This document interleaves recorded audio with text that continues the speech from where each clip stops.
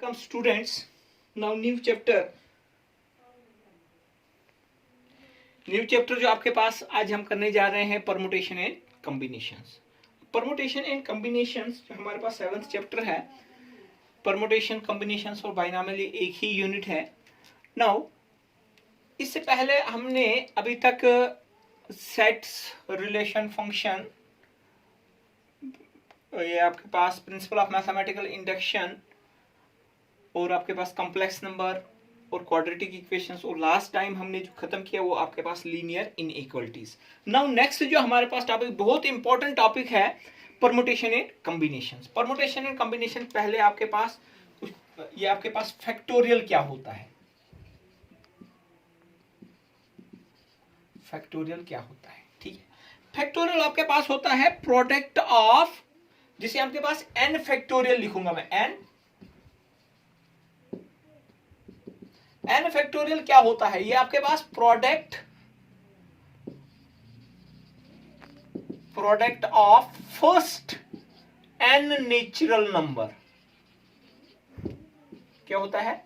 यानी कि फैक्टोरियल जो होता है ये आपके पास, ये एक नोटेशंस दी गई है, ये आपके पास सिर्फ प्रोडक्ट किसका है, फर्स्ट n नेचुरल नंबर। जैसे कहीं हमारे पास लिखना होता है 5 7 5 4 3 2 1 a, ठीक है। इसको मैं शॉर्ट में कहीं क्या लिखेंगे, 5 फैक्टोरियल। अब नोटेशंस क्या है आपके पास, नोटेशंस कैसे हम लिखते हैं फैक्टोरियल के, ये हम लिखते हैं ऐसे भी लिखते हैं, या हम n फैक्टोरियल को ऐसे भी लिखते हैं, ठीक है। यानी कि n फैक्टोरियल जो आपके पास हो गया n into n minus 1, n minus 2, n minus 3, कहां तक 3 2 और 1। यानी कि ये आपके पास आ गया product of first n natural number, ठीक है। यानी कि कंटिन्यू, कहीं भी बीच में आपके पास ब्रेक नहीं होगी आपके पास। जैसे आपके पास मैं अभी 5 फैक्टोरियल लिखूंगा, 5 फैक्टोरियल हो गया 5 is to 4 is to 3 is to 2 is to 1, this is equal to, जब हम इनकी मल्टीप्लिकेशन करेंगे ये कितना आता है 20 60 120। यानी कि 5 फैक्टोरियल कितना हो गया 120। आपके पास 4 factorial product of first 4 natural number, 4 3 2 1, ये इसका स्टैंडर्ड फॉर्म लिखने का, हम ऐसे भी लिख सकते हैं 1 2 3 4, this is equal to 4 3s are 12, 12 2s are 24, ठीक है। 3 फैक्टोरियल हो गया product of first 3 natural number, first 3 natural number 3 2 1, this is equal to 6। 2 factorial product of first 2 natural number, this is equal to 2। 1 factorial is 1, 0 factorial is also 1। अब 0 आप बोलोगे 0 factorial आपके पास कहीं natural number 2 minus 2 आपके पास आ जाएगा, वो 0 factorial.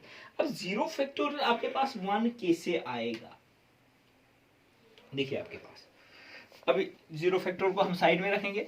देखिए आपके पास जैसे 6 फैक्टोरियल लिखा है मैंने, 6 फैक्टोरियल को मैं लिखूंगा 6 is to 5 फैक्टोरियल, है ना। 5 factorial product of first natural number, ये तो याद होना चाहिए 6 फैक्टोरियल कितना हो गया। यानी कि आपको तो पता है 5 फैक्टोरियल कितना है, 6 इंटू 1 20, ये हो गया 720। अगर मैं 7 फैक्टोरियल लिखूंगा, 7 फैक्टोरियल को मैं ऐसे भी लिख सकता हूँ 7 इंटू 6 फैक्टोरियल, मुझे तो पता है 6 फैक्टोरियल कितना है 720, ये कितना हो गया। अगर 8 फैक्टोरियल लिखना होगा 8 इंटू 7 फैक्टोरियल आएगा 8 इंटू 50,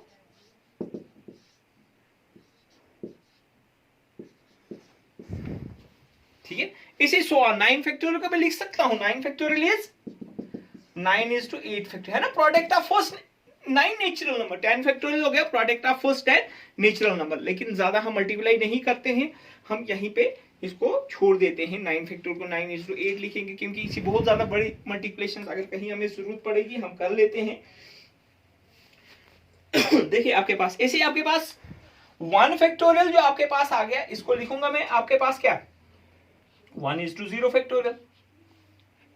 वैसे तो 0 आपके पास यहाँ पे natural product of natural numbers है ना, लेकिन हमने 0 फैक्टोरियल निकालना है। दिस मींस दैट 0 फैक्टोरियल आ गया आपके पास 1 फैक्टोरियल अपॉन 1, 1 फैक्टोरियल तो आपके पास 1 है, this is 0 factorial is equal to 1 by 1। मैं आपको ऐसे भी लिख सकता हूँ 1 factorial equal to 1 is to 0 factorial. 1 factorial upon 1 equal to 0 factorial, 0 factorial equal to 1 by 1 is 1, यानी कि 0 फैक्टोरियल हमारे पास कितना आ गया, 1 आ गया। ठीक है, अगर हमने इसको सॉल्व करना होगा फैक्टोरियल्स पे, जिसमें एक एग्जांपल्स कोई एग्जांपल ले लूंगा। अगर आपके पास जैसे 5 factorial plus 4 factorial, 5 factorial plus 4 factorial, ये हम सीधा नहीं लिखेंगे 9 फैक्टोरियल, इसके बराबर नहीं है। हम क्या करेंगे, हम पहले इसको खोलेंगे, 5 फैक्टोरियल को भी हम 4 तक खोलेंगे, 5 factorial plus 4 factorial, 4 factorial common निकलेगा इंटू 5 प्लस 4 फैक्टोरियल कितना हो गया, 4:3:2:1 into 5, 4 plus 1 is 5 plus 1 is 6, ये कितना हो गया 24:6, दिस इज इक्वल टू कितना हो गया,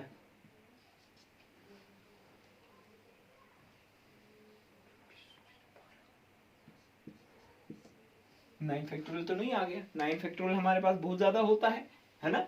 हमारे पास 144 5 फैक्टोरियल और 4 फैक्टोरियल का सम आ गया। नाउ इसके बाद हमारे पास क्या है, प्रिंसिपल ऑफ मैथमेटिकल इंडक्शन, नहीं principle of fundamental principle of counting, जो बहुत इंपॉर्टेंट है, थोड़ा सा ध्यान देखो यार।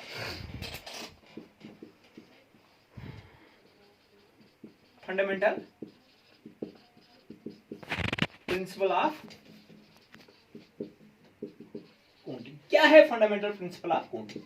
देखिए, अगर आपके पास एक person place A to place B जाता है, कितने वेज में जाता है, 3 रास्ते इसके में है, कितने वेज हैं, और बी टू सी जाता है, इसको यहां से यहां 2 रास्ते हैं। वही पर्सन ए टू सी कितने वेज में जाता है, देखिए यहां से ए टू बी जाता है, A1 A2 रूट है, A3 रूट है, यहां पे इसको मैं B1 नामक ले, यानी कि उसको A टू C जाना है, वाया कहां से जाना है, P से जाना है। वो चाहिए यहां से A1 रूट ले सकता है और आगे B1 लेगा, ये भी उसके पास चॉइस है। ठीक है,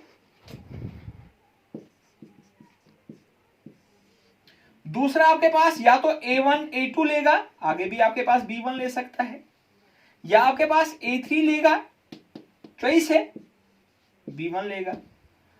अगर यहां से वो दूसरे रूट से जाना चाहता है, A1 के साथ B2, A2 के साथ भी B2, A3 के साथ भी,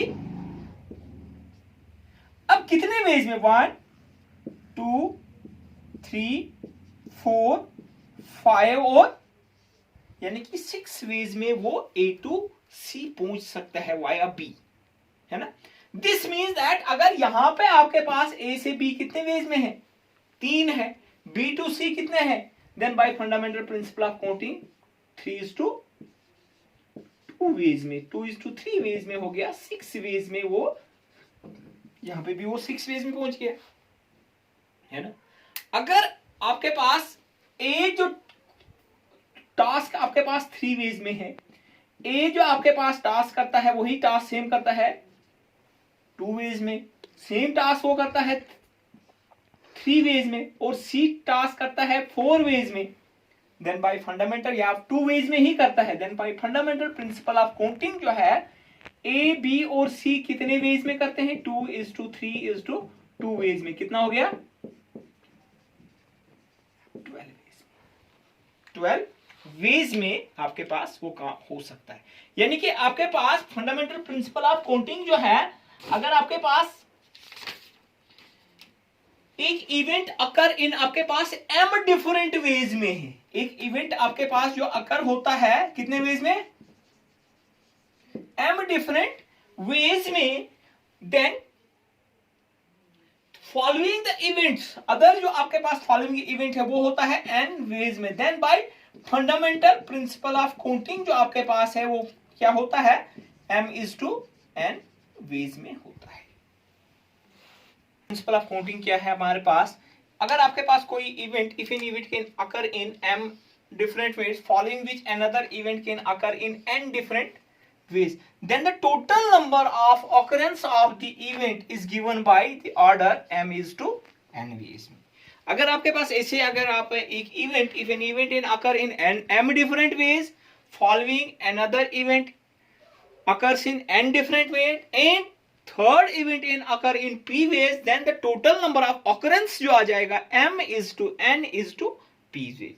देखिए आपके पास यहां से मैं आपके पास देखिए टोटल नंबर ऑफ डिजिट्स कितने हैं,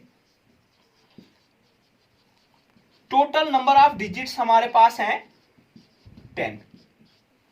अब हमने 3 डिजिट नंबर बनाना है, ध्यान रखना 3 डिजिट नंबर बनाना है। Construct 3 digit number. अब 3 डिजिट नंबर्स में आपके पास 1s प्लेस, 10s प्लेस और 100 place. If digit can be repeated, if digits, जब हम डिजिट रिपीट करेंगे आपके पास देखिए 100 प्लेस पे 0 नहीं आएगा, 100 प्लेस पे 0 नहीं आएगा। कितने डिजिट रहे हमारे पास, यानी कि ये जो प्लेस आपके पास फिल होगी 9 वेज में होगी, यानी कि ये जो जॉब होगा फिल करने का 100 प्लेस पे, यहां पे हमारे पास 9 डिजिट अवेलेबल्स हैं, क्योंकि आपके पास 0 1 2 ये आपके पास 3 डिजिट नंबर नहीं है, लेकिन ये 3 डिजिट नंबर है, यहां पे 0 आ सकता है। दिस मीन्स दैट ये जो प्लेस आपके पास फिल होगी कितनी वेज में होगी, 10 वेज में होगी। और यहां पे भी आपके पास यील्ड प्लेस पे भी कितने वेज में होंगी, 10 वेज में। Then by fundamental principle of counting जो आपके पास होगा 3 डिजिट जो नंबर बनेगा आपके पास वो कितने वेज में बनेगा, 9:10:10 वेज में। वो कितना हो गया, 900 वेज में हमारे पास 3 डिजिट नंबर बनेगा। ओके, अब आपके पास, अगर आपके पास if digit can not be repeated, अगर डिजिट रिपीट नहीं होंगे 100 place, if digits can not be repeated 100 place can be filled in 9 ways में ही होगी, क्योंकि 0 तो नहीं आएगा। अब आपके पास 10 में से 9 डिजिट में से तो एक डिजिट यूज होगा। अब कितने रहे, 10 में से कितने रहे, ये प्लेस भी आपके पास कितने वेज में होगी, 10th प्लेस भी आपके पास 9 वेज में यूज होगी। और आपके पास क्योंकि एक तो 10 में से यूज हो गया, यहां पे 0 हम लगा सकते हैं, लेकिन आपके पास एक यूज हो गया, बाकी कितने बचे, रिपीट नहीं डिजिट करने हैं। और 1s प्लेस आपके पास फिल होगी 8 में, यानी कि 3 digit number can be filled in 9:9:8 ways में।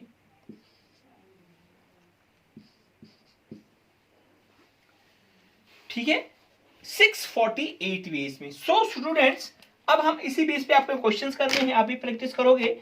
नेक्स्ट टाइम हम एक्सरसाइज करेंगे 7.1। Okay, take care.